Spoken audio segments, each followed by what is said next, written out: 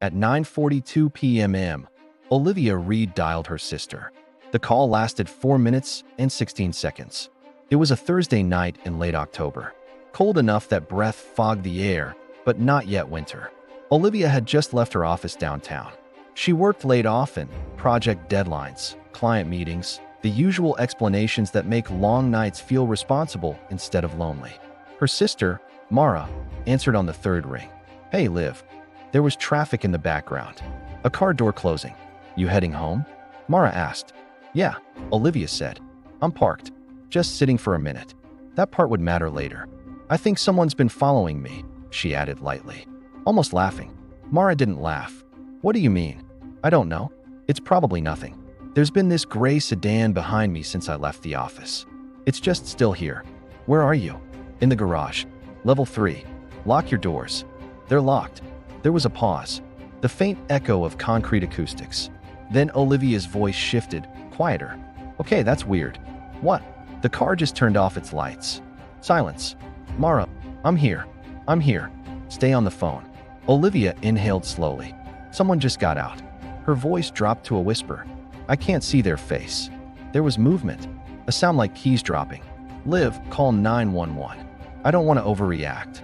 Footsteps echoed faintly through the speaker. Not Olivia's. Slow. Measured. Closing distance. "I think he's walking toward my car." "Drive. Start the car and drive."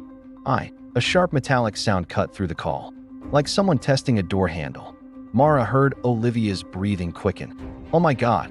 Then, a single thud. The line went dead. 9:46 p.m. Police arrived at the parking garage within minutes of Mara's frantic 911 call. Olivia's car was still there. Driver's door open. Purse on the seat. Phone on the floorboard. Keys in the ignition. Engine off. There were no signs of a struggle. No blood. No broken glass.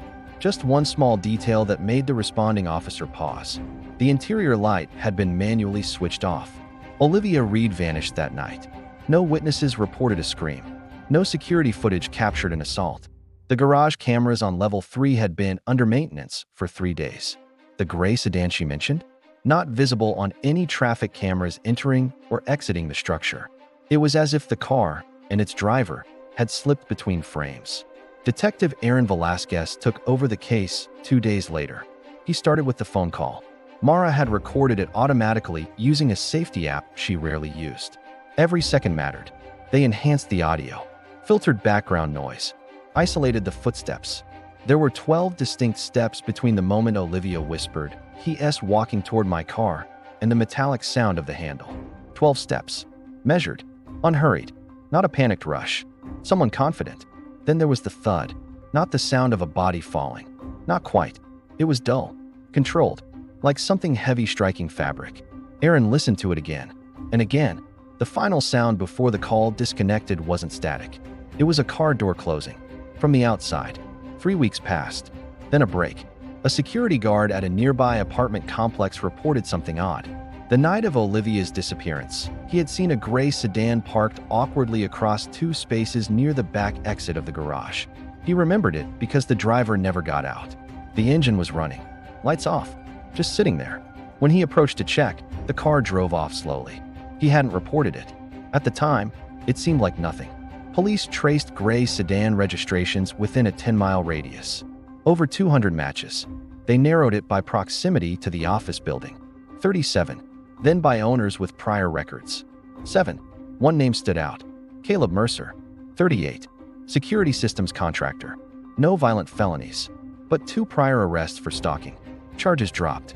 Lack of evidence. When detectives interviewed Caleb, he was calm. Cooperative. Too cooperative. "I work near there sometimes," he said casually. "Could have been me." "You drive a gray sedan?" "Yeah." "Were you in the garage that night?" "I don't think so." "You don't think?" He smiled slightly. "I go to a lot of garages." They obtained a warrant for his vehicle. The interior had been professionally detailed days after Olivia disappeared. But forensic teams found something. Embedded deep in the trunk lining. A fiber. Dark blue wool. Olivia's coat had been dark blue wool. Then came the second break. Cell tower data. Olivia's phone had pinged one final time, 8 minutes after the call ended. Not in the garage. 2 miles away. Near an abandoned industrial strip slated for demolition. Aaron stood in the empty lot days later, wind cutting through broken windows and rusted scaffolding. It was quiet. Too quiet. The kind of quiet that keeps secrets. Cadaver dogs were brought in. They alerted near a shallow patch of disturbed soil behind a collapsed storage shed. Olivia Reed was found 43 days after she vanished. Caleb Mercer was arrested the next morning. The evidence was circumstantial but tightening. Phone data placed him in the area. Fiber evidence linked his trunk. And most damning, a partial audio match. When investigators recorded Mercer walking across concrete in similar footwear, the cadence matched the 12 steps from the call almost exactly. Measured, unhurried, confident. In court, prosecutors played the final phone call. The courtroom fell completely silent. When Olivia whispered, "I can't see his face," several jurors looked down. When the handle rattled, someone in the back row began crying softly. And when the thud echoed through the speakers, Caleb Mercer did not react. Not even a blink. The jury took less than 5 hours. Guilty. To this day, Mara keeps the recording saved. Not because she wants to hear it, but because it's proof. Proof that Olivia sensed something was wrong. Proof that her fear was real. Proof that her last moments weren't invisible.